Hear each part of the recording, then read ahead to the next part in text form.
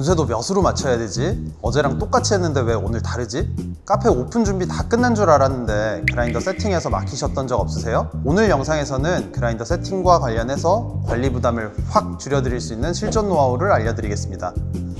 자, 그럼 그라인더 세팅이 왜 그렇게 중요하냐? 이유는 간단합니다. 첫 번째는 일관된 맛을 유지하려면 반드시 필요한 작업이라는 점입니다. 에스프레소는 압력, 물, 온도, 원두 상태에 따라 결과물이 달라지는데요. 이 중에서도 압력을 만들어내는데 가장 직접적인 영향을 주는 게 바로 원두의 양과 분쇄도예요. 양이 많거나 분쇄도가 너무 굵으면 물이 너무 빨리 지나가서 추출 속도가 확 빨라지고, 양이 적거나 분쇄도가 너무 고우면 물이 잘 안 내려가서 속도가 느려지고 채널링도 생기기 쉬워서 맛의 균일성이 떨어집니다. 결국 적절한 분쇄도는 맛의 밸런스와 향미를 살리는 기본 조건이에요. 그리고 분쇄도만 중요한 게 아니라 원두의 상태, 특히 신선도도 추출에 영향을 줍니다. 내부에 가스가 충분히 남아있는 신선한 원두일수록 추출이 안정적이고 크레마도 잘 올라오는데요. 저 같은 경우에는 원두를 구매하면 한 2주 안에는 다 사용을 해요. 그 이상 넘어가면 크레마가 없어지고 추출 속도도 빨라지는 경우가 많거든요.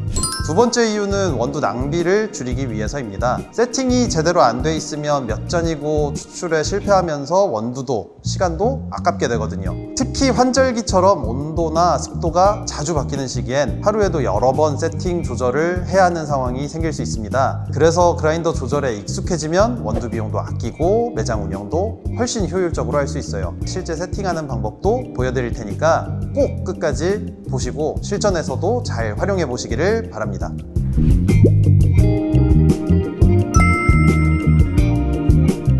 간은 소금과 밀가루 사이인데 원두마다 레시피마다 다르기 때문에 추출 후에 맛을 기준으로 세팅 잡으시는 것이 바람직합니다. 보통 매장에서 사용하는 그라인더는 시간을 기준으로 세팅을 하게 되어 있는데요. 사용하는 바스켓에 적정량을 채울 수 있는 시간을 대략적으로 확인하시고 1차 테스트를 진행합니다. 원하는 맛의 에스프레소가 추출되었다면 다시 한번 그라인딩해서 무게를 기록해두면 좋습니다.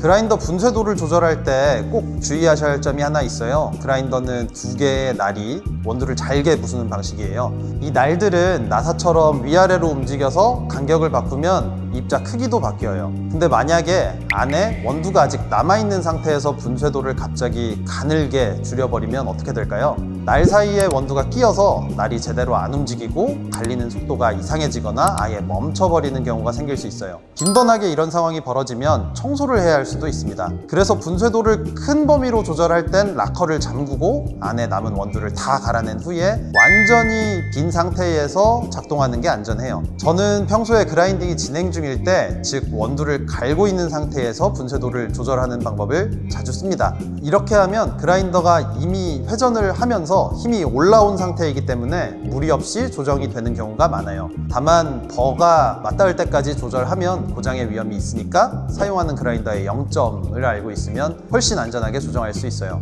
그리고 또 하나 중요한 포인트, 분쇄도 조정을 한 직후에는 그라인더 내부에는 이전에 갈린 입자들이 남아있기 때문에 분쇄도를 조정하고 바로 추출을 테스트하면 기존 입자와 새로운 입자가 섞여서 정확한 세팅 상태를 확인하기 어렵습니다. 그래서 조금 아깝더라도 조정한 뒤에는 그라인더에 남은 입자를 한두 사이클 정도 갈아내고 새로 나온 분쇄도 상태에서 테스트하시는 것을 추천드려요. 이렇게 하면 오히려 더 빠르게 정확한 세팅을 잡을 수 있어서 결과적으로는 원두 낭비를 줄이는 방법이 됩니다. 정리해서 말씀드리면 분쇄도 조정은 버 챔버가 빈 상태에서 하시거나 원두를 갈면서 조정하는 방법이 있고요. 조정을 한 후에는 테스트하실 때 조정된 입자만 나올 수 있도록 한두 사이클 정도 갈아낸 뒤에 추출해보는 걸 추천드립니다. 조금 아깝게 느껴질 수는 있지만 오히려 그게 원두 로스를 줄이고 더 빨리 정확한 세팅을 마칠 수 있는 방법이에요.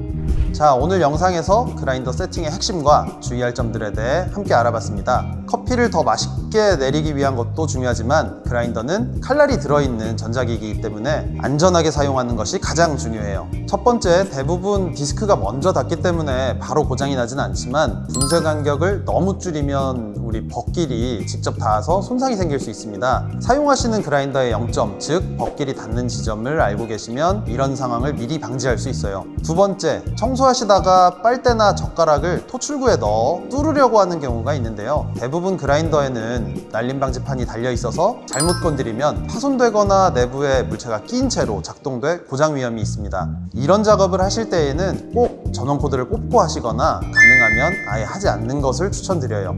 세 번째, 그라인더에 물은 절대로 넣으시면 안 됩니다. 저는 보통 주철로 되어 있어서 물을 직접 닫거나 물기 있는 원두를 넣고 방치하게 되면 쉽게 녹이 생길 수 있습니다. 심지어 땀난 손으로 자꾸 만지기만 해도 녹이 발생할 수 있어서 청소 시에는 반드시 장갑을 끼는 것이 좋습니다. 물 청소를 만약 꼭 하셔야 된다면 벌을 분리해서 세척 후에 충분히 말리고 원두를 넣어서 한두 번 갈아주는 작업 후에 보관해 주시면 좋을 것 같아요. 마지막으로는 청소는 꼭 해야 하냐는 질문을 많이 하시는데 사실 위생의 기준과 고객님들 사용하시는 빈도가 다 다르기 때문에 반드시 어느 주기로 해야 해 라고 말씀드리기는 어렵지만 정기적으로 관리해 주시는 게 훨씬 유리합니다. 기름때가 쌓여 굳기 전에 주기적인 관리를 해주시면 청소 시에 솔로 한두 번 털어주는 것만으로도 청소가 훨씬 쉬워지고 당연히 맛에도 긍정적인 영향을 끼칠 수 있어서 매장을 찾는 고객님들께도 더 좋은 인상을 줄 수 있어요.